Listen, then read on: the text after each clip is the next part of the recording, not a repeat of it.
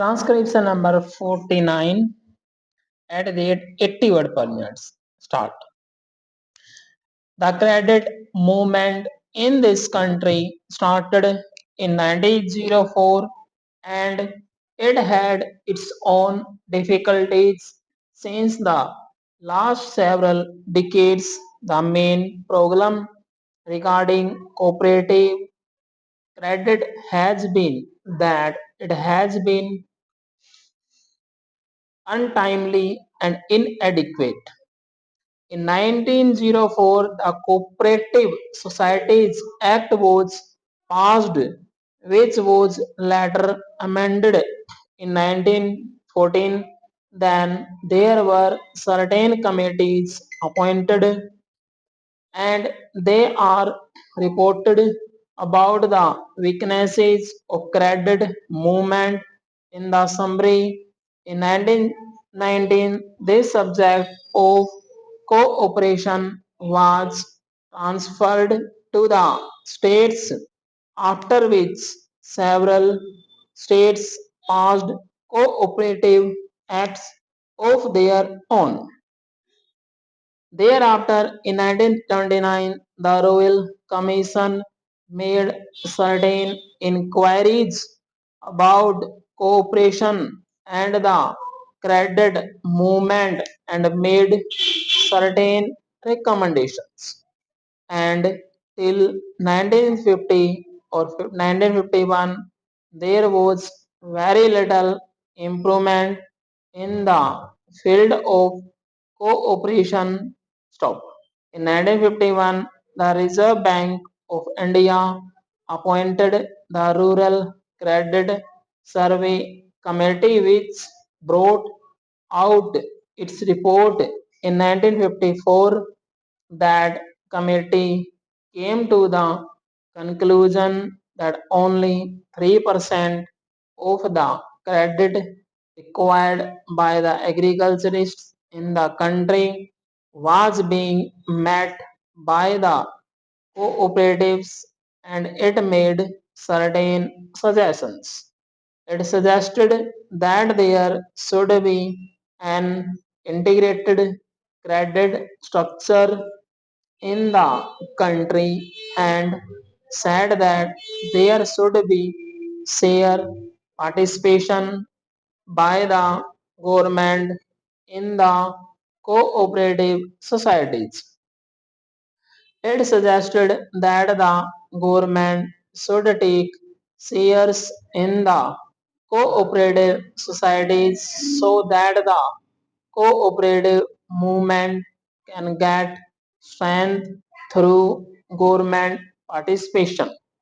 The second recommendation made by the Rural Credit Survey Committee was that there should be linking of credit with marketing, processing, consumers, storage, and all other fields of activity so that credit will develop marketing, consumption, processing, yield, etc. Yet another recommendation was that there should be a training program for the non-officials. The fourth recommendation and the most silent one was that there should be a three-tier structure of credit. There should be cooperative societies at the lower level, then there should be district banks and then the apex banks, and that all the three should be interlinked. These recommendations were accepted by the Government of India. This report also recommended that in order to implement these suggestions, there should be national cooperative development and warehousing board. The Government of India have accepted these suggestions in 1956. According to that act, there came into being a warehousing board which took care of the warehouses in the country, and also the National Development Board which took care of the development of the cooperatives. It was first thought that the two boards should be worked out under two different acts, but as both the subjects were administratively under one ministry at that time, namely the Ministry of Food and Agriculture, it was thought proper at that stage that the same act should administer the National Development Board and the Warehousing Corporation.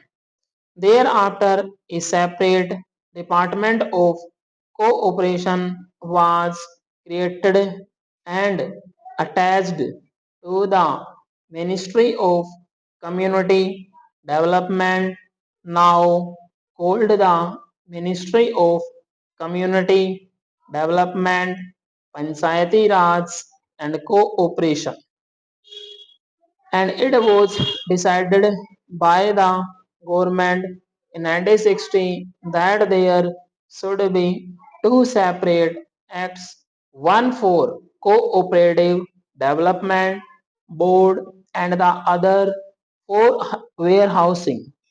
In one of the papers submitted by the Ministry of Food and Agriculture, on the basis of which the presidential order to create the Department of Cooperation was passed, it was suggested that these two bodies should be administered separately, and that is why we have now come before Parliament with this National Cooperative Development Corporation Bill. The other bill relating to the warehousing corporation will now come up through the Ministry of Food and Agriculture after the bill is passed. Therefore, sir, the present bill is only an amending bill, and opportunity has been taken to have some minor amendments made in the bill. Firstly, the original act covered only agricultural produce, and agricultural produce had been defined in that act, and now besides agricultural produce, any notified commodity is also being included. If government wants to include any commodity for which Parliament is competent to legislate, it can notify that commodity and apply the provisions of this measure to that commodity. In that case, we will not have to come to Parliament again and again. Any commodity which is in the Parliament, the concurrent list, and for which Parliament can legislate, can be modified by government for the application of these provisions. The second amendment is that about the functional committees. In the present act there is no provision for functional committees. Now, this corporation has to deal with credit processing, marketing, consumers, and all these types of items in order to boost up a cooperative movement. We found that there was a lacuna and therefore we have suggested a provision to have functional committees. It is only an enabling provision, and after this bill becomes act, we will have functional committees regarding credit processing, consumers, etc. Then there was no power of delegation. Stop.